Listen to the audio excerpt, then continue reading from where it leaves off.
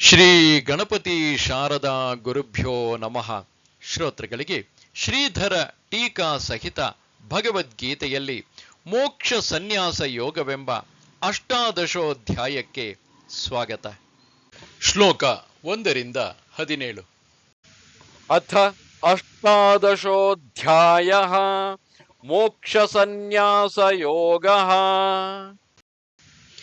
ನ್ಯಾಸತ್ಯಾಗ ವಿಭಾಗೇನ ಸರ್ವಗೀತಾರ್ಥ ಸಂಗ್ರಹಂ ಸ್ಪಷ್ಟಮಷ್ಟಾದಶೇ ಪ್ರಾಹ ಪರಮಾರ್ಥ ವಿನಿರ್ಣಯೇ.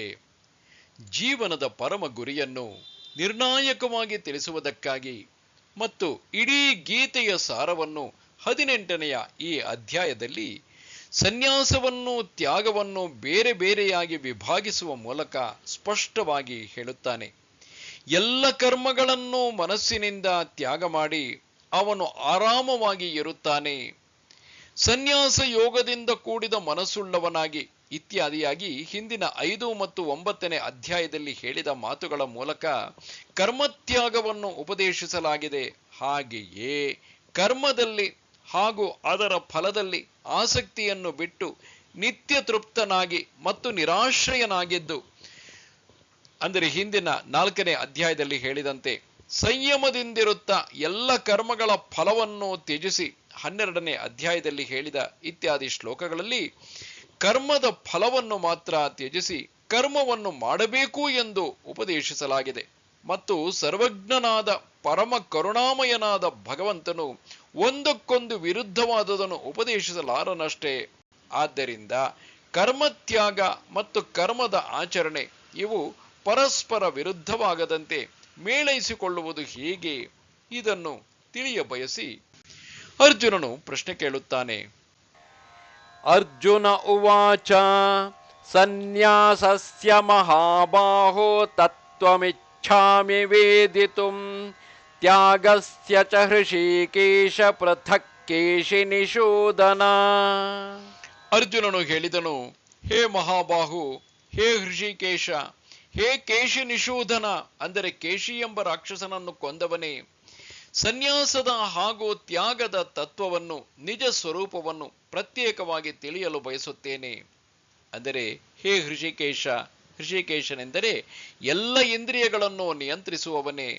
ಹೇ ಕೇಶಿ ನಿಷೂದನ, ಅಂದರೆ ಕೇಶಿ ಎಂಬ ಹೆಸರಿನ ದೊಡ್ಡ ಕುದುರೆಯ ರೂಪದ ದೈತ್ಯನು ಕದನದಲ್ಲಿ ಶ್ರೀಕೃಷ್ಣನನ್ನು ನುಂಗಲು ತನ್ನ ಬಾಯಿಯನ್ನು ಅಗಲವಾಗಿ ತೆರೆದುಕೊಂಡು ನುಗ್ಗಿ ಬಂದ. ಆಗ ಶ್ರೀಕೃಷ್ಣ ಬಹಳ ಅಗಲವಾಗಿ ತೆರೆದಿದ್ದ ಆ ಬಾಯೊಳಗೆ ತನ್ನ ಎಡತೋಳನ್ನು ತೋರಿಸಿ ಆ ಕ್ಷಣದಲ್ಲೇ ಅದನ್ನು ತನ್ನ ತೋಳನ್ನು ದೊಡ್ಡದಾಗಿ ಹಿಗ್ಗಿಸಿ ಸೌತೆಕಾಯಿಯಂತೆ ಅವನನ್ನು ಸೀಳಿ ಕೊಲ್ಲುತ್ತಾನೆ. ಆದ್ದರಿಂದಲೇ ಹೇ ಮಹಾಬಾಹುವೆ, ದೊಡ್ಡದಾದ ತೋಳುಳ್ಳವನೇ ಎಂದು ಕರೆಯಲಾಗಿದೆ. ಸನ್ಯಾಸದ ಹಾಗೂ ತ್ಯಾಗದ ತತ್ವವನ್ನು ನಿಜ ಸ್ವರೂಪವನ್ನು ಪ್ರತ್ಯೇಕವಾಗಿ ಬೇರೆ ಬೇರೆಯಾಗಿ ತಿಳಿಯಲು ಬಯಸುತ್ತೇನೆ.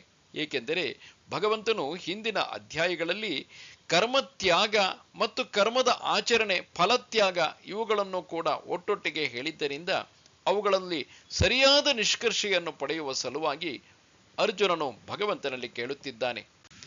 ಅದಕ್ಕೆ ಉತ್ತರವನ್ನು ಭಗವಂತ ಹೀಗೆ ಹೇಳುತ್ತಿದ್ದಾನೆ. ಶ್ರೀ ಭಗವಾನುವಾಚ ಕಾಮ್ಯಾನಾಂ ಕರ್ಮಣಾಂ ನ್ಯಾಸಂ ಸನ್ಯಾಸಂ ಕವಯೋ ವಿದುಃ ಸರ್ವಕರ್ಮ ಫಲತ್ಯಾಗಂ ಪ್ರಾಹುಸ್ತ್ಯಾಗಂ ವಿಚಕ್ಷಣಾಃ. ಶ್ರೀ ಭಗವಂತನು ಹೇಳಿದನು, ಕವಿಗಳು ಅಂದರೆ ಜ್ಞಾನಿಗಳು ಕಾಮ್ಯ ಕರ್ಮವನ್ನು ಬಿಡುವುದೇ ಸನ್ಯಾಸ ಎಂದು ತಿಳಿಯುತ್ತಾರೆ ಮತ್ತು ಎಲ್ಲ ಕರ್ಮಗಳ ಫಲವನ್ನು ತೊರೆಯುವುದನ್ನೇ ತ್ಯಾಗ ಎಂದು ಬಲ್ಲವರು ಹೇಳುತ್ತಾರೆ. ಅಂದರೆ ಸನ್ಯಾಸಂ ಎಂದರೆ ಸಮ್ಯಕ್ ನ್ಯಾಸಂ, ಸಂಪೂರ್ಣವಾಗಿ ತೊರೆಯುವುದು. ಮಗನನ್ನು ಬಯಸುವವನು ಯಜ್ಞ ಮಾಡಬೇಕು, ಸ್ವರ್ಗವನ್ನು ಬಯಸುವವನು ಯಜ್ಞ ಮಾಡಬೇಕು ಎಂಬ ಮುಂತಾದ ಇಷ್ಟಾರ್ಥದ ಪೂರೈಕೆಗೆ ವಿಹಿತವಾದ ಕಾಮ್ಯ ಕರ್ಮಗಳನ್ನು ಬಿಡುವುದೇ, ಎಲ್ಲ ಬಗೆಯಿಂದಲೂ ತ್ಯಜಿಸುವುದೇ ಸನ್ಯಾಸ ಎಂದು ಕವಿಗಳು ಅಂದರೆ ದಿವ್ಯ ಜ್ಞಾನಿಗಳು ತಿಳಿಯುತ್ತಾರೆ. ಅಂದರೆ ಎಲ್ಲ ಕರ್ಮಗಳನ್ನು ಫಲಗಳ ಸಮೇತ ಸಂಪೂರ್ಣವಾಗಿ ತೊರೆಯುವುದನ್ನೇ ಸನ್ಯಾಸ ಎಂದು ಜ್ಞಾನಿಗಳು ತಿಳಿಯುತ್ತಾರೆ, ಅರಿಯುತ್ತಾರೆ ಎಂದರ್ಥ. ಎಲ್ಲ ಕಾಮ್ಯ ಕರ್ಮಗಳ ಮತ್ತು ನಿತ್ಯ ನೈಮಿತ್ತಿಕ ಕರ್ಮಗಳ ಫಲವನ್ನು ಮಾತ್ರ ತೊರೆಯುವುದನ್ನೇ ಬಲ್ಲವರು, ಅಂದರೆ ತಜ್ಞರು, ನಿಪುಣರು ತ್ಯಾಗ ಎಂದು ಹೇಳುತ್ತಾರೆ, ಹೊರತು ಕರ್ಮಗಳನ್ನೇ ಬಿಟ್ಟು ಬಿಡುವುದನ್ನಲ್ಲ. ಅದು ಸರಿ, ಆದರೆ ನಿತ್ಯ ನೈಮಿತ್ತಿಕ ಕರ್ಮಗಳಿಗೆ ಯಾವುದೇ ಫಲವನ್ನು ಹೇಳಿಲ್ಲ. ಹೀಗಿರುವಾಗ ಆ ಫಲಗಳನ್ನು ತ್ಯಾಗ ಮಾಡುವುದಾದರೂ ಹೇಗೆ? ಬಂಜೆಯು ತನ್ನ ಮಗನನ್ನು ತೊರೆಯುವುದು ಆಗದ ಮಾತಲ್ಲವೇ ಎಂದರೆ ನಿಜ. ಆದರೆ ಇದಕ್ಕೆ ಹೀಗೆ ಉತ್ತರಿಸಬಹುದು: ಸ್ವರ್ಗವನ್ನು ಬಯಸುವವನು ಯಜ್ಞ ಮಾಡಬೇಕು, ಆಕಳನ್ನು ಬಯಸುವವನು ಯಜ್ಞ ಮಾಡಬೇಕು ಮುಂತಾದ ಶಾಸ್ತ್ರ ವಾಕ್ಯಗಳಲ್ಲಿ ಫಲವನ್ನು ತಿಳಿಸಲಾಗಿದೆ. ಆದರೆ ಪ್ರತಿದಿನ ಸಂಧ್ಯಾವಂದನೆ ಮಾಡಬೇಕು, ಬದುಕಿರುವ ತನಕ ಅಗ್ನಿಹೋತ್ರ ಮಾಡಬೇಕು ಮುಂತಾದವುಗಳಿಗೆ ನಿರ್ದಿಷ್ಟವಾದ ಫಲವನ್ನು ಹೇಳಿಲ್ಲ. ಆದರೂ ಕೂಡ ತಲೆ ಇರುವ ಯಾವ ಮನುಷ್ಯನನ್ನು ಪ್ರಯೋಜನವಿಲ್ಲದ ಕೆಲಸದಲ್ಲಿ ತೊಡಗಿಸಲು ಸಾಧ್ಯವಿಲ್ಲದ್ದರಿಂದ ವಿಶ್ವಜಿತ್ ಯಾಗವನ್ನು ಮಾಡಬೇಕು ಮುಂತಾದ ವಾಕ್ಯಗಳಲ್ಲಿ ಶಾಸ್ತ್ರಗಳು ಸಾಮಾನ್ಯವಾಗಿ ಯಾವುದಾದರೊಂದು ಫಲವನ್ನು ಹೇಳದೇ ಇರುವುದಿಲ್ಲ. ಉದಾಹರಣೆಗೆ, ವಿಶ್ವಜಿತ್ ಯಾಗಕ್ಕೆ ಸ್ವರ್ಗವು ಫಲ ಎನ್ನಲಾಗಿದೆ. ಅತಿ ಶ್ರದ್ಧೆಯಿಂದ ಶಾಸ್ತ್ರಗಳಲ್ಲಿ ಹೇಳಲಾಗಿದೆ ಎಂಬುದಿಷ್ಟೇ ಸಾಕು. ಅವುಗಳಿಗೊಂದು ಫಲ ಇರಲೇಬೇಕು ಎಂದೇನಿಲ್ಲ ಎಂದು ಭಾವಿಸಬಾರದು. ಏಕೆಂದರೆ ಹಾಗೇನಾದರೂ ಭಾವಿಸಿದ ಪಕ್ಷದಲ್ಲಿ ಪ್ರಯೋಜನವಿಲ್ಲದ ಕೆಲಸದಲ್ಲಿ ಮನುಷ್ಯನನ್ನು ತೊಡಗಿಸುವುದಾದರೂ ಹೇಗೆ ಎಂಬ ಪ್ರಶ್ನೆಯನ್ನು ಬಗೆಹರಿಸುವುದೇ ದೊಡ್ಡ ಸಮಸ್ಯೆಯಾಗಿ ಬಿಡುತ್ತದೆ. ಅಲ್ಲದೆ ಇವರೆಲ್ಲರೂ ಪುಣ್ಯಾತ್ಮರ ಲೋಕವನ್ನು ಹೊಂದುತ್ತಾರೆ, ಶಾಸ್ತ್ರೋಕ್ತ ಕರ್ಮವನ್ನು ಆಚರಿಸುವುದರಿಂದ ಪಿತೃಲೋಕವನ್ನು ಹೊಂದುತ್ತಾರೆ, ಧರ್ಮದಿಂದ ಪಾಪವನ್ನು ನೀಗುತ್ತಾನೆ, ಇವೇ ಮೊದಲಾದ ಶಾಸ್ತ್ರ ವಾಕ್ಯಗಳಲ್ಲಿ ನಿತ್ಯ ಕರ್ಮಾದಿಗಳಿಗೂ ಫಲವನ್ನು ಹೇಳಿರುವುದು ಕೇಳಿಬರುತ್ತದೆ.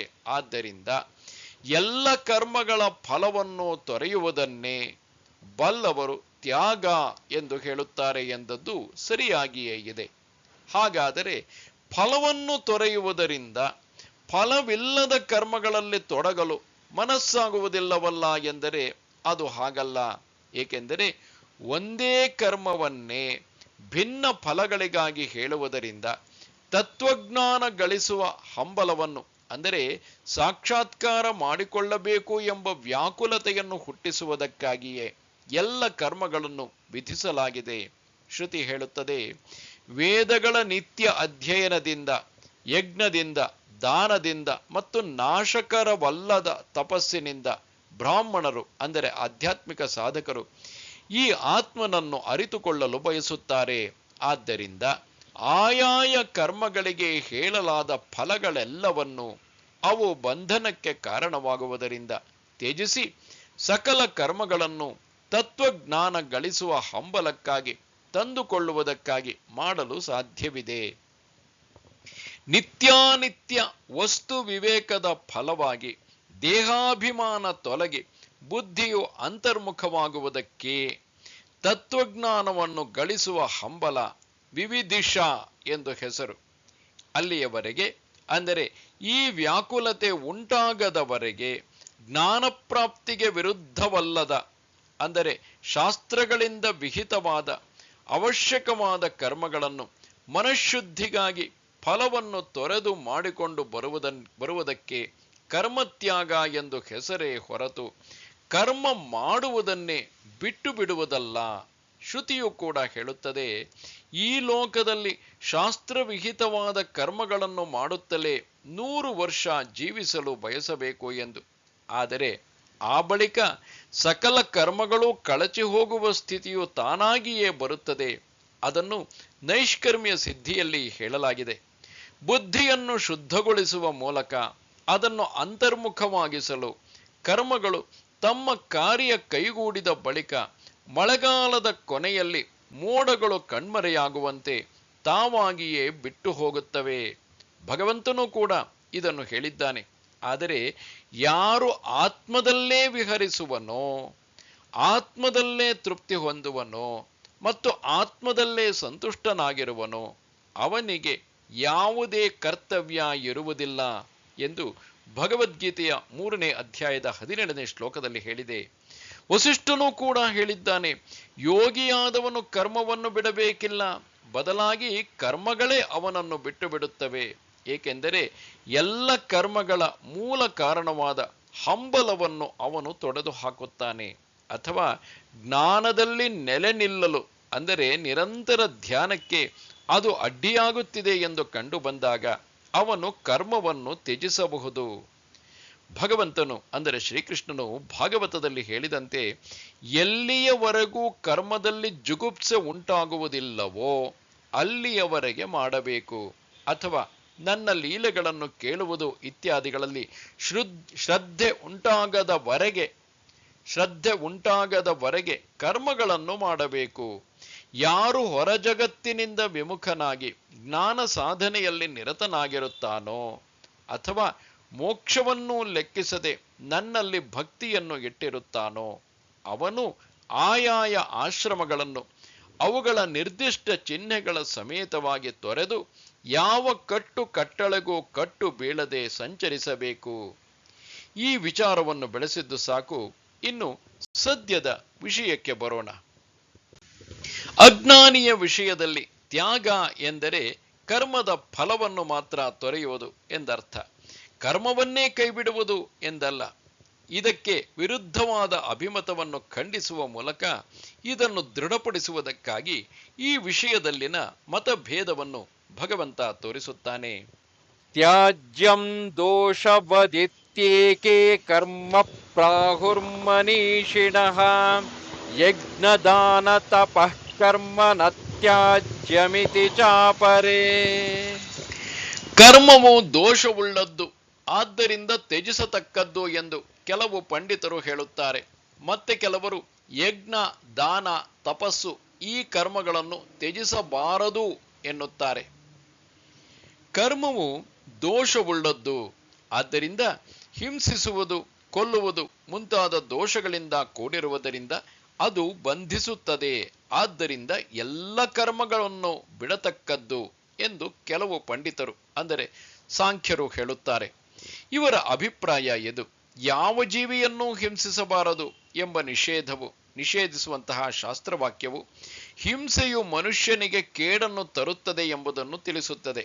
ಆದರೆ ಅಗ್ನಿಗೆ ಮತ್ತು ಚಂದ್ರನಿಗೆ ಪಶುವನ್ನು ಬಲಿ ಕೊಡಬೇಕು ಇತ್ಯಾದಿ ಶಾಸ್ತ್ರವಾಕ್ಯಗಳಾದರೂ ಹಿಂಸೆಯನ್ನು ಯಜ್ಞಕ್ಕೆ ಸಹಾಯಕವಾದ ಅಂಶ ಎಂದು ಹೇಳುತ್ತವೆ.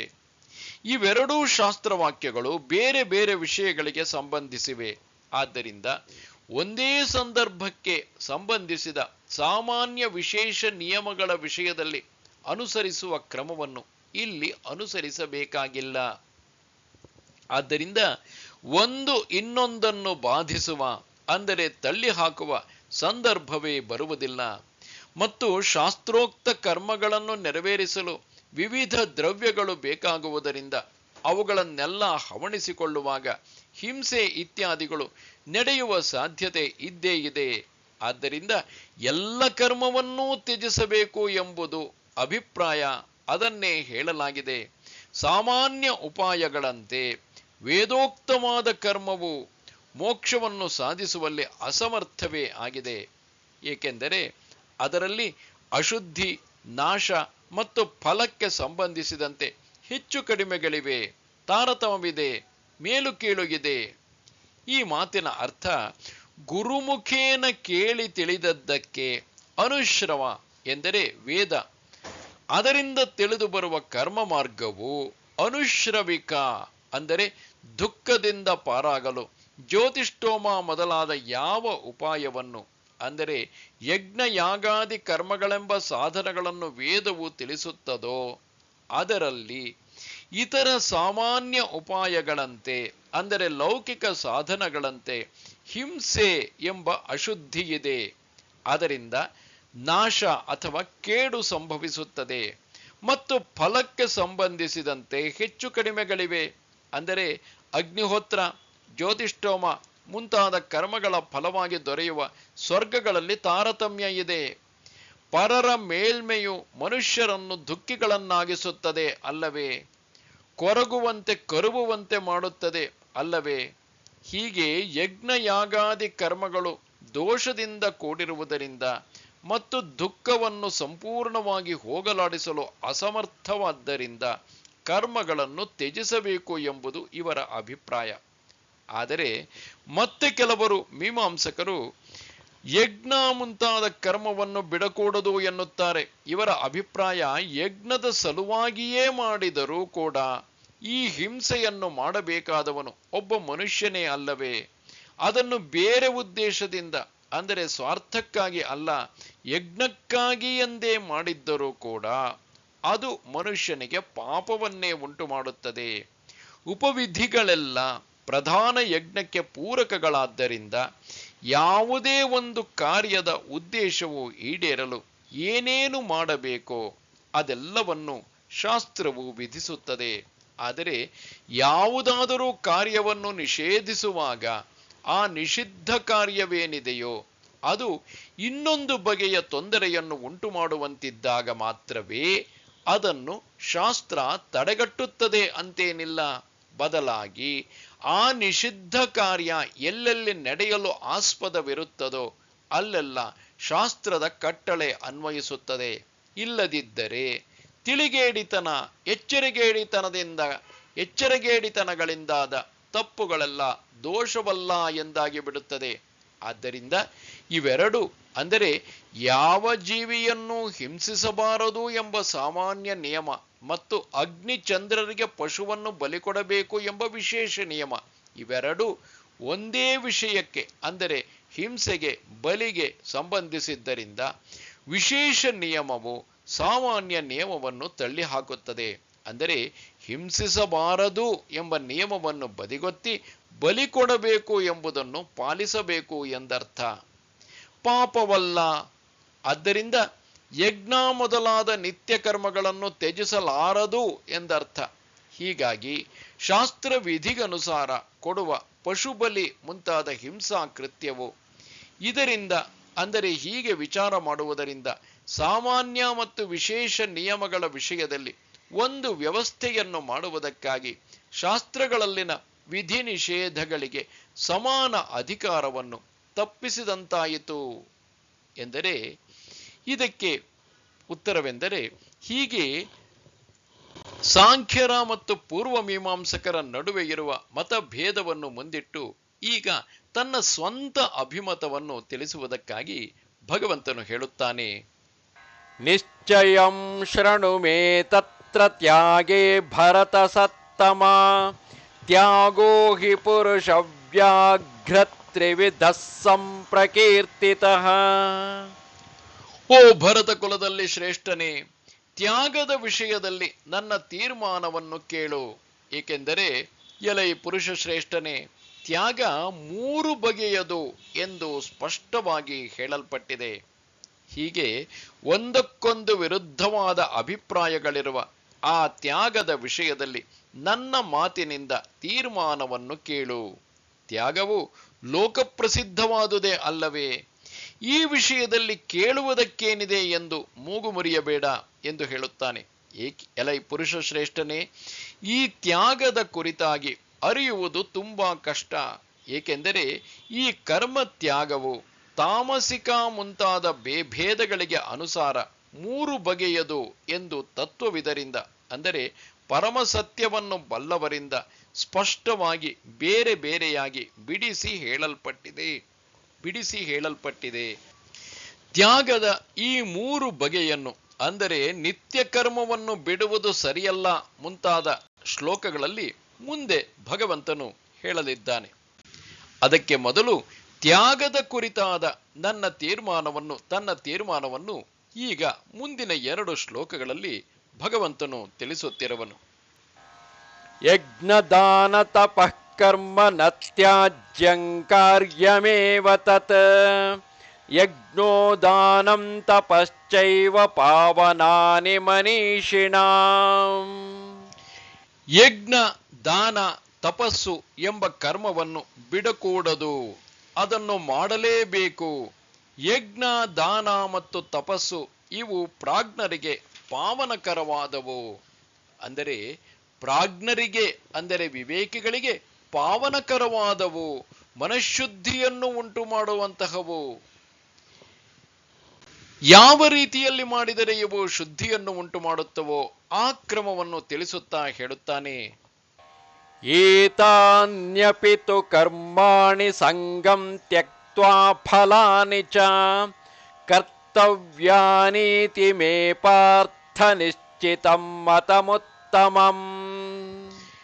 ಎಲೈ ಪಾರ್ಥ, ಆದರೆ ಈ ಕರ್ಮಗಳನ್ನಾದರೂ ಸಂಘವನ್ನು ಅಂದರೆ ಆಸಕ್ತಿಯನ್ನು ಅಂಟಿಕೊಳ್ಳುವಂತೆ ಮಾಡುವ ಬಲವಾದ ಒಲವನ್ನು, ಆ ರೀತಿಯಾದ ಸಂಘವನ್ನು ಮತ್ತು ಫಲಗಳನ್ನು ತೊರೆದು ಕರ್ಮವನ್ನು ಮಾಡಬೇಕು. ಇಂತಹ ಕರ್ಮಗಳೇ ಆದರೂ ಕೂಡ, ಪಾವನಕರವಾದಂತಹ ಕರ್ಮಗಳೇ ಆದರೂ ಕೂಡ ಆಸಕ್ತಿಯನ್ನು ಅಂಟಿಕೊಳ್ಳುವಂತೆ ಮಾಡುವ ಒಲವನ್ನು ಮತ್ತು ಫಲಗಳನ್ನು ತೊರೆದು ಮಾಡಬೇಕು ಎಂಬುದು ನನ್ನ ನಿಶ್ಚಿತವಾದ ಉತ್ತಮ ಅಭಿಪ್ರಾಯ.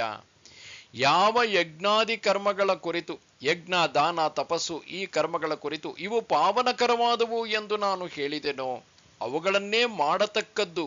ಆದರೆ ಹೇಗೆ ಮಾಡಬೇಕು? ಸಂಘವನ್ನು ಅಂದರೆ ಕರ್ಮ ಮಾಡುವವನು ನಾನು ಎಂಬ ಅಹಂಭಾವವನ್ನು ಬಿಟ್ಟು ಭಗವಂತನ ಪೂಜೆ ಎಂಬ ಭಾವದಿಂದ ಮಾಡಬೇಕು ಮತ್ತು ಫಲಗಳನ್ನು ತೊರೆದು ಮಾಡಬೇಕು ಎಂಬುದು ನನ್ನ ನಿಶ್ಚಿತವಾದ ಅಭಿಪ್ರಾಯ. ಆದ್ದರಿಂದ ಅದು ಉತ್ತಮ. ಹಿಂದೆ ಪ್ರಸ್ತಾಪಿಸಿದ ತ್ಯಾಗದ 3 ಬಗೆಯನ್ನು ಈಗ ಮುಂದಿನ 3 ಶ್ಲೋಕಗಳಲ್ಲಿ ಭಗವಂತನು ತೋರಿಸುತ್ತಾನೆ. ನಿಯತಸ್ಯ ತು ಸನ್ಯಾಸಃ ಕರ್ಮಣೋ ನೋಪಪದ್ಯತೆ ಮೋಹಾತ್ತಸ್ಯ ಪರಿತ್ಯಾಗಃ ತಾಮಸಃ ಪರಿಕೀರ್ತಿತಃ. ಆದರೆ ಮಾಡತಕ್ಕದ್ದು ಎಂದು ವಿಧಿಸಿದ ಕರ್ಮವನ್ನು ತ್ಯಜಿಸುವುದು ಸರಿಯಲ್ಲ. ಭ್ರಾಂತಿಯಿಂದ ಅಂತಹ ಕರ್ಮವನ್ನು ತೊರೆಯುವುದು, ಅಂದರೆ ನಾನು ಮಾಡುತ್ತಿರುವೆ, ನನ್ನಿಂದ ಮಾಡಲ್ಪಡುತ್ತಿದೆ ಎಂಬ ಭ್ರಾಂತಿಯಿಂದ ಅಂತಹ ಕರ್ಮವನ್ನು ತೊರೆಯುವುದು ತಾಮಸಿಕ ಎಂದು ಹೇಳಲ್ಪಟ್ಟಿದೆ. ಕಾಮ್ಯ ಕರ್ಮವು ಬಂಧನಕ್ಕೆ ಗುರಿಪಡಿಸುವುದರಿಂದ ಅದನ್ನು ತ್ಯಜಿಸುವುದು ಸರಿಯಾದದ್ದೇ. ಆದರೆ ಮಾಡತಕ್ಕದ್ದು ಎಂದು ವಿಧಿಸಿದ ನಿತ್ಯ ಕರ್ಮವನ್ನು ತ್ಯಜಿಸುವುದು, ತೊರೆಯುವುದು ಸರಿಯಲ್ಲ. ಏಕೆಂದರೆ ಅದು ಮನಃಶುದ್ಧಿಯನ್ನು ಉಂಟು ಮಾಡುವ ಮೂಲಕ ಮೋಕ್ಷಕ್ಕೆ ಕಾರಣವಾಗುತ್ತದೆ. ಆದ್ದರಿಂದ ಯಾರಾದರೂ ನಿತ್ಯ ಕರ್ಮವನ್ನು ತೊರೆದರೆ ಅವನು ಸ್ವೀಕರಿಸಲು ಯೋಗ್ಯವಾಗಿದ್ದರೂ ಅದನ್ನು ಬಿಟ್ಟು ಬಿಡಬೇಕು ಎಂಬ ಭ್ರಾಂತಿಯಿಂದ ತ್ಯಜಿಸಿಯಾನು ಅಷ್ಟೇ. ಅಂತಹ ಭ್ರಾಂತಿಯು, ಅದನ್ನು ಬಿಟ್ಟು ಬಿಡಬೇಕು ಎಂಬ ಭ್ರಾಂತಿಯು ತಾಮಸಿಕವಾದ್ದರಿಂದ ಈ ಬಗೆಯ ತ್ಯಾಗವು ತಾಮಸಿಕ ಎಂದು ಹೇಳಲ್ಪಟ್ಟಿದೆ. ಮುಂದೆ ಭಗವಂತನು ರಾಜಸಿಕ ತ್ಯಾಗವನ್ನು ಹೇಳುತ್ತಾನೆ.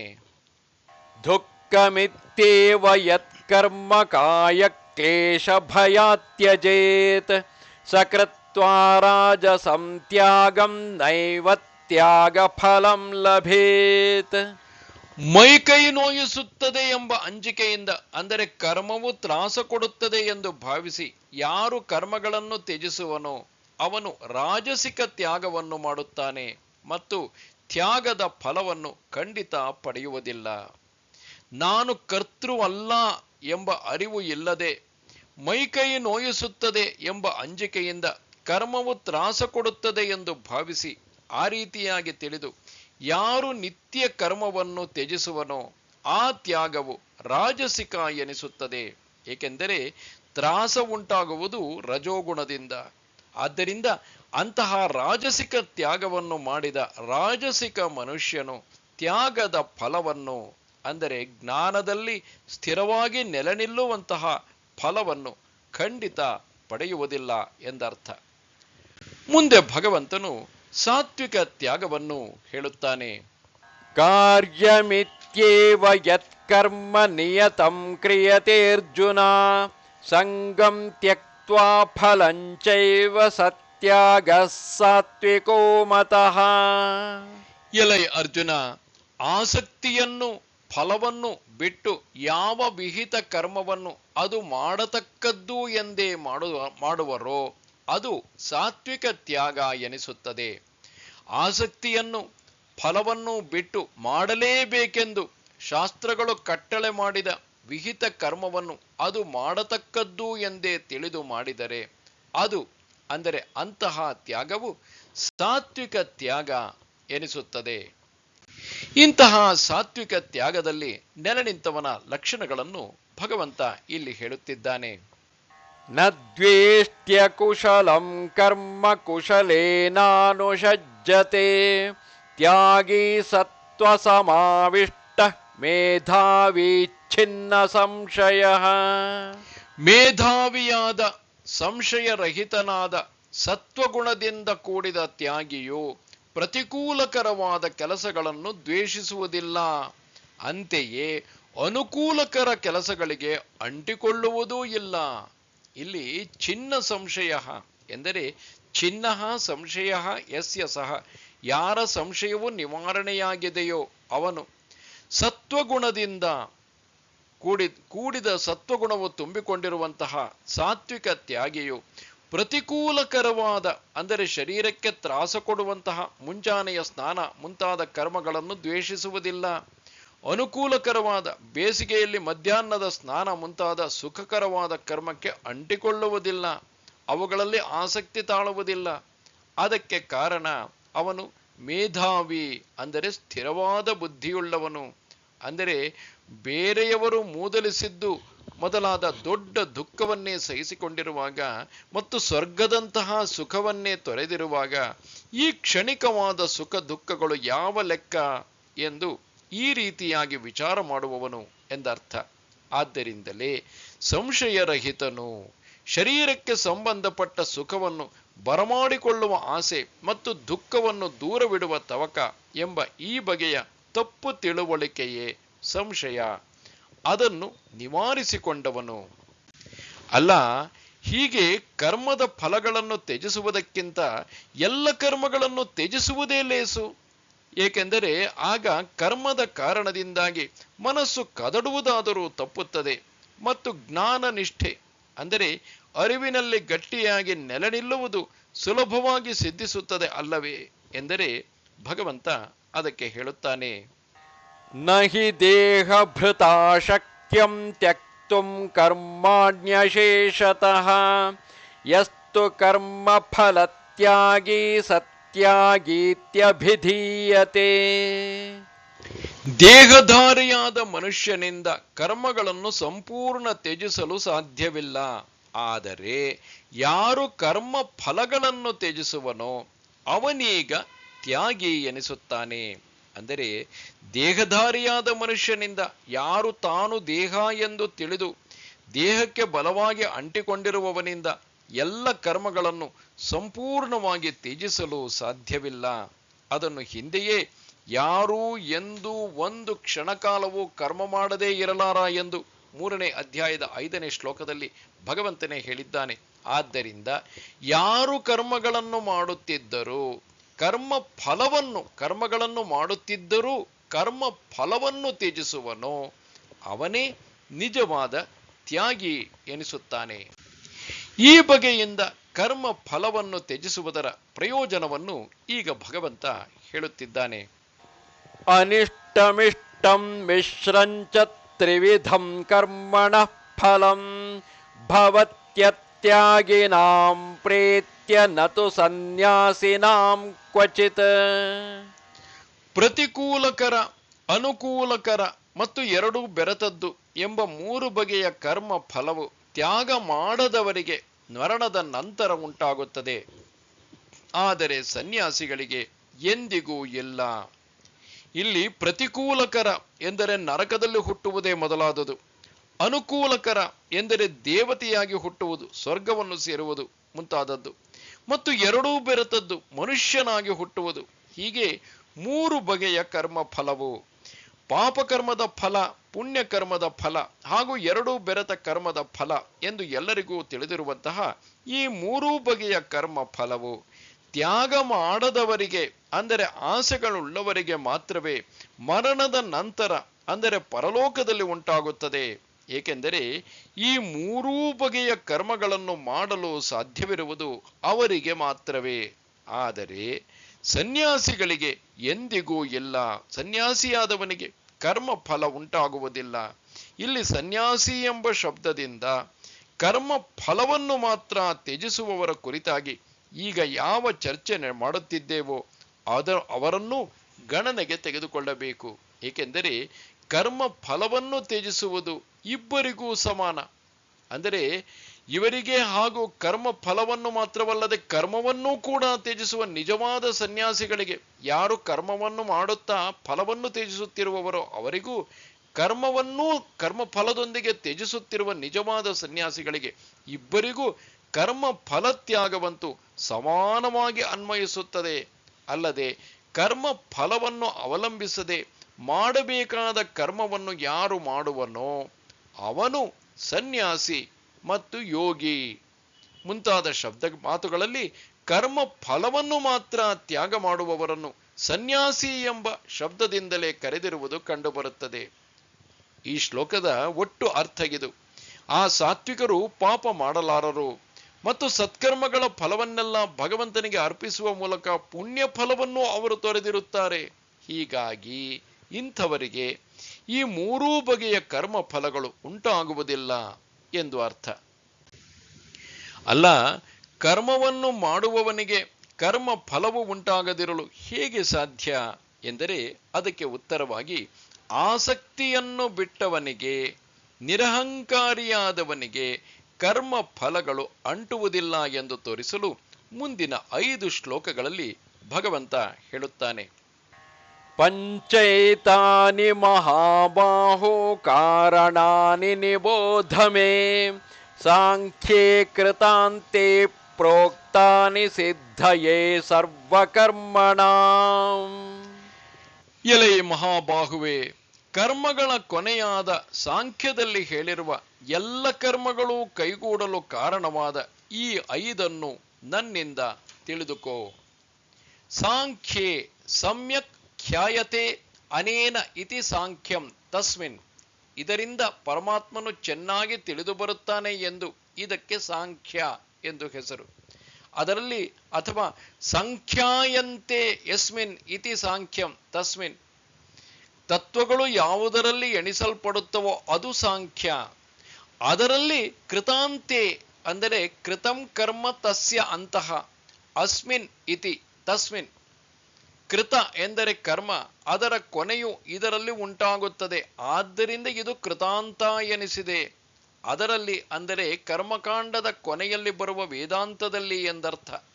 ಅಥವಾ ಕೃತಃ ಅಂತಹ ಯಸ್ಮಿನ್ ತಸ್ಮಿನ್, ಯಾವುದರಲ್ಲಿ ನಿರ್ಣಯ ಮಾಡಲಾಗಿದೆಯೋ ಅದರಲ್ಲಿ. ಇಲ್ಲಿ ಅಂತ ಎಂಬ ಶಬ್ದಕ್ಕೆ ನಿರ್ಣಯ, ನಿರ್ಧಾರ ಎಂದು ಅರ್ಥ. ಎಲ್ಲ ಕರ್ಮಗಳು ಕೈಗೂಡಲು ನೆರವೇರಲು ಕಾರಣವಾದ ಮುಂದೆ ಹೇಳಲಿರುವ ಈ 5 ನನ್ನಿಂದ ಅಂದರೆ ನನ್ನ ಮಾತಿನಿಂದ ತಿಳಿದುಕೋ, ಅರಿತುಕೋ ಎಂದು. ಆತ್ಮನು ಕರ್ತೃ ಎಂಬ ತಪ್ಪು ಕಲ್ಪನೆ ತೊಲಗುವುದಕ್ಕಾಗಿ ಈ 5 ಖಂಡಿತ ತಿಳಿದುಕೊಳ್ಳಬೇಕು ಎಂಬುದನ್ನು ಮನಗಾಣಿಸಲು ಭಗವಂತನು ಅವುಗಳನ್ನು ಹೊಗಳುತ್ತಾ ಹೇಳುತ್ತಾನೆ. ಸಾಂಖ್ಯದಲ್ಲಿ ಎಂದು ಯಾವುದರಿಂದ ಭಗವಂತ ಚೆನ್ನಾಗಿ ತಿಳಿದು ಬರುತ್ತಾನೋ ಅದಕ್ಕೆ ಸಾಂಖ್ಯ ಎಂದು ಹೆಸರು. ಇಲ್ಲಿ ಸಾಂಖ್ಯ ಎಂದರೆ ಜ್ಞಾನ ಎಂದರ್ಥ. ಕೃತ ಎಂದರೆ ಕರ್ಮ. ಕರ್ಮವು ಇದರಲ್ಲಿ ಅಂದರೆ ಜ್ಞಾನದಲ್ಲಿ ಕೊನೆಗೊಳ್ಳುತ್ತದೆ ಎಂಬ ಕಾರಣದಿಂದ ಇದಕ್ಕೆ ಅಂದರೆ ಜ್ಞಾನಕ್ಕೆ ಕೃತಾಂತ ಎಂದು ಹೆಸರು. ಆದ್ದರಿಂದ ಕರ್ಮಗಳ ಕೊನೆಯಾದ ಸಾಂಖ್ಯದಲ್ಲಿ ಅಂದರೆ ಜ್ಞಾನದಲ್ಲಿ ಎಂದರೆ ವೇದಾಂತ ಸಿದ್ಧಾಂತದಲ್ಲಿ ಎಂದರ್ಥ. ಅಥವಾ ಸಾಂಖ್ಯೇ ಕೃತಾಂತೆ ಎಂಬುದಕ್ಕೆ ಹೀಗೂ ಅರ್ಥ ಹೇಳಬಹುದು. ಯಾವುದರಲ್ಲಿ 24 ತತ್ವಗಳು ಎಣಿಸಲ್ಪಡುತ್ತವೋ ಅದು ಸಾಂಖ್ಯ. ಕೃತಾಂತೆ ಎಂಬಲ್ಲಿ ಕೃತ ಎಂದರೆ ಮಾಡಿದ್ದು ಅಂತ ಎಂದರೆ ನಿರ್ಣಯ, ತೀರ್ಮಾನ. ಯಾವುದರಲ್ಲಿ ತೀರ್ಮಾನ ಮಾಡಲಾಗಿದೆಯೋ ಅದು ಕೃತಾಂತ. ಅದು ಯಾವುದು ಎಂದರೆ ಸಾಂಖ್ಯಶಾಸ್ತ್ರವೇ. ಅದರಲ್ಲಿ ಹೇಳಲ್ಪಟ್ಟಿದೆ ಅಂದರೆ ಮುಂದಿನ ಶ್ಲೋಕದಲ್ಲಿ ಹೇಳಲಿರುವ 5 ಕಾರಣಗಳು ಆ ಸಾಂಖ್ಯಶಾಸ್ತ್ರದಲ್ಲಿ ಹೇಳಲ್ಪಟ್ಟಿವೆ.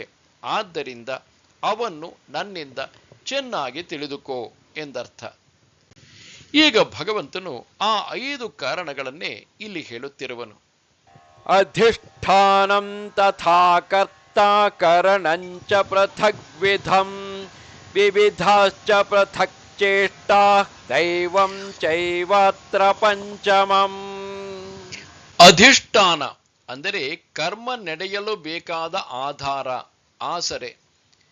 ಎರಡನೆಯದು ಕರ್ತೃ ಅಂದರೆ ಕರ್ಮವನ್ನು ಮಾಡುವವನು. ಇಲ್ಲಿ ಕರ್ಮ ನಡೆಯಲು ಬೇಕಾದ ಆಧಾರ ಆಸರೆ ಎಂದರೆ ಶರೀರ. ಕರ್ತೃ ಎಂದರೆ ಕರ್ಮ ಮಾಡುವವನು. ಬಗೆ ಬಗೆಯ ಉಪಕರಣಗಳು ಮತ್ತು ಅನೇಕ ವಿಧವಾದ ಬೇರೆ ಬೇರೆ ಪ್ರಯತ್ನಗಳು, ಕೆಲಸ ಕಾರ್ಯಗಳು. ಮತ್ತು ಇಲ್ಲಿ ದೈವವು ಐದನೆಯದು. ಅಧಿಷ್ಠಾನ ಎಂದರೆ ಶರೀರ, ಕರ್ಮವನ್ನು ನಡೆಸಲು ಬೇಕಾದ ಆಧಾರ. ಕರ್ತೃ ಚೈತನ್ಯ ಮತ್ತು ಜಡ ಇವುಗಳ ಬೆಸುಗೆಯಾದ ಅಹಂಕಾರ, ಚಿತ್, ಜಡಗ್ರಂಥಿ. ಬಗೆ ಬಗೆಯ ಹಲವು ತೆರನಾದ ಉಪಕರಣಗಳು, ಕಣ್ಣು, ಕಿವಿ ಇತ್ಯಾದಿ ಅನೇಕ ವಿಧವಾದ ಕಾರ್ಯಗಳನ್ನು ಮಾಡುವಂತಹ ಬೇರೆ ಬೇರೆ ರೀತಿಯ ಪ್ರಯತ್ನಗಳು, ಅಂದರೆ ಪ್ರಾಣ, ಅಪಾನ ಮೊದಲಾದವುಗಳ ಕೆಲಸ ಕಾರ್ಯಗಳು. ಮತ್ತು ಇಲ್ಲಿ ಇವುಗಳಲ್ಲಿ ಐದನೆಯದಾದ ದೈವವೂ ಕೂಡ ಕಾರಣ. ದೈವ ಎಂದರೆ ಕಣ್ಣು ಮೊದಲಾದ ಇಂದ್ರಿಯಗಳನ್ನು ಅನುಗ್ರಹಿಸುವ, ಅಂದರೆ ಆ ಪಂಚೇಂದ್ರಿಯಗಳು ಸರಿಯಾಗಿ ಕೆಲಸ ಮಾಡುವಂತೆ ನೋಡಿಕೊಳ್ಳುವ ಆದಿತ್ಯ ಅಥವಾ ಸೂರ್ಯ ಮೊದಲಾದವರು ತನ್ಮಾತ್ರೆಗಳು. ಅವುಗಳಿಗೆ ತನ್ಮಾತ್ರೆಗಳ ದೇವತೆಗಳು, ಅಧಿಷ್ಠಾನ ದೇವತೆಗಳು. ಅಥವಾ ಎಲ್ಲ ಕಾರ್ಯವನ್ನೂ ಪ್ರೇರಿಸುವ, ಅಂದರೆ ಕಾರ್ಯಶೀಲಗೊಳಿಸುವ ಅಂತರ್ಯಾಮಿ. ಇವುಗಳೇ ಎಲ್ಲ ಕರ್ಮಗಳಿಗೂ ಕಾರಣ ಎಂಬುದನ್ನು ಭಗವಂತ ಹೇಳುತ್ತಾನೆ. ಶರೀರವಾಂಗ್ಮನೋಭಿರ್ಯತ್ ಕರ್ಮ ಪ್ರಾರಭತೆ ನರಃ ನ್ಯಾಯಂ ವಾ ವಿಪರೀತಂ ವಾ ಪಂಚೈತೆ ತಸ್ಯ ಹೇತವಃ. ಮೈ, ಮಾತು, ಮನಗಳಿಂದ ಮನುಷ್ಯನು ನ್ಯಾಯವಾದ ಮತ್ತು ಅದಕ್ಕೆ ವಿರುದ್ಧವಾದ ಯಾವ ಕೆಲಸವನ್ನು ಕೈಗೊಳ್ಳುವನೋ ಅಂತಹ ಎಲ್ಲ ಕರ್ಮಗಳು, ಎಲ್ಲ ಕೆಲಸಗಳಿಗೂ ಈ 5 ಕಾರಣವಾಗಿದೆ. ಹಿಂದೆ ಹೇಳಿದಂತಹ 5 ಕಾರಣಗಳಿಂದ, ದೇಹ, ಕರ್ತೃ ಇತ್ಯಾದಿ ಈ ಕಾರಣಗಳಿಂದ ಕೈಗೊಂಡ ಕೆಲಸವನ್ನು 3ರಲ್ಲೇ ಒಗ್ಗೂಡಿಸಿ, ಅಂದರೆ ಮೈ, ಮಾತು, ಮನಗಳಿಂದ, ಕಾಯ, ವಾಚ, ಮನಸ ಇವುಗಳಿಂದ ಎನ್ನಲಾಗಿದೆ. ಏಕೆಂದರೆ ಕಾರ್ಯವು, ಕರ್ಮವು 3 ಬಗೆಯದು ಎಂಬುದು ಎಲ್ಲರಿಗೂ ತಿಳಿದೇಗಿದೆ. ಅಂದರೆ ಯಾರು ಯಾವುದೇ ಕೆಲಸವನ್ನು ಮಾಡಿದರೂ ಅದು ಒಂದೋ ಶಾರೀರಿಕ ಕೆಲಸವಾಗಿರುತ್ತದೆ, ಅಥವಾ ವಾಚಿಕ ಕರ್ಮವಾಗಿರುತ್ತದೆ, ಇಲ್ಲವೇ ಮಾನಸಿಕ ಕಾರ್ಯವಾಗಿರುತ್ತದೆ. ಹೀಗಾಗಿ ನಾವು ಮಾಡಬಹುದಾದ ಕೆಲಸಗಳೆಲ್ಲ ಈ 3 ಬಗೆಯಲ್ಲಿ ಒಳಗೊಳ್ಳುತ್ತವೆ. ಮೈ, ಮಾತು, ಮನಗಳಿಂದ ಮನುಷ್ಯನು ಧಾರ್ಮಿಕವಾದ ಅಥವಾ ಅಧಾರ್ಮಿಕವಾದ ಯಾವ ಕೆಲಸವನ್ನು ಮಾಡುವನೋ ಆ ಎಲ್ಲದಕ್ಕೂ ಈ 5 ಕಾರಣಗಳು. ಆಮೇಲೆ ಏನು ಎಂದರೆ ಅದಕ್ಕೆ ಹೇಳುತ್ತಾನೆ, ತತ್ರೈವಂ ಸತಿ ಕರ್ತಾರಂ ಆತ್ಮಾನಂ ಕೇವಲಂ ತು ಯಃ ಪಶ್ಯತ್ಯಕೃತ ಬುದ್ಧಿತ್ವಾತ್ ನ ಸ ಪಶ್ಯತಿ ದುರ್ಮತಿಃ. ಅಲ್ಲಿ ಹೀಗಿರುವಾಗ ಪಳಗದೇ ಇರುವ ಬುದ್ಧಿಯಿಂದಾಗಿ ಯಾರು ಕೇವಲನಾದ ಆತ್ಮನನ್ನು ಕರ್ತೃ ಎಂದು ಕಾಣುವನೋ ಆ ಹುಂಬನು ನೋಡುವುದಿಲ್ಲ. ಅಲ್ಲಿ ಎಂದರೆ ಎಲ್ಲ ಕರ್ಮಗಳಲ್ಲಿ ಹೀಗಿರುವಾಗ, ಅಂದರೆ ಇವು 5 ಕರ್ಮಗಳಿಗೆ ಕಾರಣಗಳಾಗಿರುವಾಗ ಕೇವಲನಾದ, ಅಂದರೆ ಉಪಾಧಿರಹಿತನಾದ, ಅಸಂಗನಾದ, ಯಾವುದಕ್ಕೂ ಅಂಟಿಕೊಳ್ಳದ ಆತ್ಮನನ್ನು ಯಾರು ಕರ್ತೃ ಎಂದು ಕಾಣುವನೋ ಅವನು ಶಾಸ್ತ್ರಗಳನ್ನು, ಗುರುಗಳ ಉಪದೇಶವನ್ನು ಗಾಳಿಗೆ ತೂರಿದ ಕಾರಣ ಪಳಗದೇ ಇರುವ ಬುದ್ಧಿಯುಳ್ಳವನು. ಆದ್ದರಿಂದ ಹುಂಬನಾದ ಅವನು ಸರಿಯಾಗಿ, ಅಂದರೆ ಸಮಗ್ರವಾಗಿ ನೋಡುವುದಿಲ್ಲ, ಅಂದರೆ ಇರುವ ನಿಜ ಸ್ಥಿತಿಯನ್ನು ಕಾಣುವುದಿಲ್ಲ ಎಂದರ್ಥ. ಅರೆಬರೆಯಾಗಿ ನೋಡುತ್ತಾನೆ. ಹಾಗಾದರೆ ಯಾರಿಗೆ ಕರ್ಮವು ಅಂಟುವುದಿಲ್ಲವೋ ಅಂತಹ ಆ ವಿವೇಕಿ ಯಾರು ಎಂದು ಕೇಳಿದರೆ ಅದಕ್ಕೆ, ಅಂದರೆ ಯಾರಿಗೆ ಕರ್ಮವು ಅಂಟುವುದಿಲ್ಲವೋ ಅಂತಹ ಆ ವಿವೇಕಿ ಯಾರು ಎಂದು ಕೇಳಿದರೆ ಭಗವಂತ ಅದಕ್ಕೆ ಹೇಳುತ್ತಾನೆ, ಯಸ್ಯ ನಾಹಂಕೃತೋ ಭಾವಃ ಬುದ್ಧಿರ್ಯಸ್ಯ ನ ಲಿಪ್ಯತೆ ಹತ್ವಾಪಿ ಸ ಇಮಾನ್ ಲೋಕಾನ್ ನ ಹಂತಿ ನ ನಿಬಧ್ಯತೆ. ಯಾರಲ್ಲಿ ನಾನು ಎಂಬ ಭಾವ ಇಲ್ಲವೋ, ಯಾರ ಬುದ್ಧಿಯು ಅಂಟುವುದಿಲ್ಲವೋ ಅವನು ಈ ಜೀವರನ್ನು ಕೊಂದರೂ ನಿಜದಲ್ಲಿ ಕೊಲ್ಲುವುದಿಲ್ಲ ಮತ್ತು ಬಂಧಿಸಲ್ಪಡುವುದಿಲ್ಲ. ಯಾರಲ್ಲಿ ನಾನು ಎಂಬ ಭಾವ, ನಾನು ಕರ್ತೃ ಎಲ್ಲವನ್ನೂ ಮಾಡುವವನು ಎಂಬ ಈ ಬಗೆಯ ಭಾವನೆ ಇಲ್ಲವೋ, ಅಥವಾ ಹೀಗೂ ಅರ್ಥ ಹೇಳಬಹುದು, ನಾನು ಎಂಬ ಭಾವ ಅಹಂಕಾರದ ಸ್ವಭಾವ, ನಾನೇ ಕರ್ತೃ ಎಂಬ ಅಭಿನಿವೇಶ ಯಾರಲ್ಲಿ ಇಲ್ಲವೋ, ಅಂದರೆ ಶರೀರ ಮೊದಲಾದವುಗಳೇ ಕೆಲಸ ಮಾಡುವವುಗಳು, ಆತ್ಮನಲ್ಲ ಎಂದು ವಿಚಾರ ಮಾಡಿದ್ದರ ಫಲವಾಗಿ ಯಾರಲ್ಲಿ ನಾನು ಕರ್ತೃ ಎಂಬ ಅಭಿನಿವೇಶ, ಕರ್ತೃತ್ವಾಭಿಮಾನ ಇಲ್ಲವೋ ಎಂದರ್ಥ. ಆದ್ದರಿಂದಲೇ ಯಾರ ಬುದ್ಧಿಯು ಅಂಟುವುದಿಲ್ಲವೋ, ಆಹಾ ಇದು ಅನುಕೂಲಕರವಾಗಿದೆ, ಓಹೋ ಇದು ಪ್ರತಿಕೂಲಕರವಾಗಿದೆ ಎಂದು ತಿಳಿದು ಕರ್ಮಗಳಿಗೆ ಅಂಟಿಕೊಳ್ಳುವುದಿಲ್ಲವೋ, ಅವನು ದೇಹಾದಿಗಳಿಗಿಂತ ಬೇರೆಯೇ ಆದ ಆತ್ಮನನ್ನು ನೋಡುವ, ಸಾಕ್ಷಾತ್ಕರಿಸಿಕೊಂಡ ಇಂತಹವನು ಈ ಜೀವರನ್ನು, ಸಕಲ ಜೀವಿಗಳನ್ನು ಲೋಕದ ದೃಷ್ಟಿಯಿಂದ ಕೊಂದರೂ ನಿಜದಲ್ಲಿ ಕೊಲ್ಲುವುದಿಲ್ಲ. ಆತ್ಮನಾದ ತಾನು ದೇಹಾದಿಗಳಿಗಿಂತ ಬೇರೆ ಎಂಬ ವಿವೇಕ ದೃಷ್ಟಿಯಿಂದ ನೋಡಿದಾಗ ಕೊಲ್ಲುವುದಿಲ್ಲ ಮತ್ತು ಅದರ ಫಲಗಳಿಂದ ಬಂಧಿಸಲ್ಪಡುವುದಿಲ್ಲ, ಬಂಧನಕ್ಕೆ ಗುರಿಯಾಗುವುದಿಲ್ಲ. ಅಂದಮೇಲೆ ಇನ್ನು ಮನಃಶುದ್ಧಿಯನ್ನು ಉಂಟು ಮಾಡಿ ತನ್ಮೂಲಕ ಅಪರೋಕ್ಷ ಜ್ಞಾನವನ್ನು ದೊರಕಿಸಿಕೊಂಡಂತಹ, ಅಂದರೆ ಜಪ ಧ್ಯಾನಾದಿ ಕರ್ಮಗಳಿಂದ ಅವನು ಬಂಧಿತನಾಗುವನೋ ಹೇಗೆ ಎಂಬ ಪ್ರಶ್ನೆಯೇ ಏಳುವುದಿಲ್ಲ ಎಂದರ್ಥ. ಇದನ್ನೇ ಹಿಂದೆ 5ನೆಯ ಅಧ್ಯಾಯದಲ್ಲಿಯೂ ಹೇಳಿದೆ. ಯಾರು ಕರ್ಮಗಳನ್ನು ಭಗವಂತನಿಗೆ ಸಮರ್ಪಿಸಿ ಆಸಕ್ತಿಯನ್ನು ತೊರೆದು ಮಾಡುವನೋ ಅವನು ಪಾಪದಿಂದ ಸೋಂಕಲ್ಪಡುವುದಿಲ್ಲ ಎಂದು. ನಮಸ್ತೆ ಶಾರದೆ ದೇವಿ ಕಾಶ್ಮೀರ ಪುರವಾಸಿನಿ ತ್ವಾಮಹಂ ಪ್ರಾರ್ಥಯೇ ನಿತ್ಯಂ ವಿದ್ಯಾದಾನಂಚ ದೇಹಿಮೆ. ನಮಸ್ಕಾರ.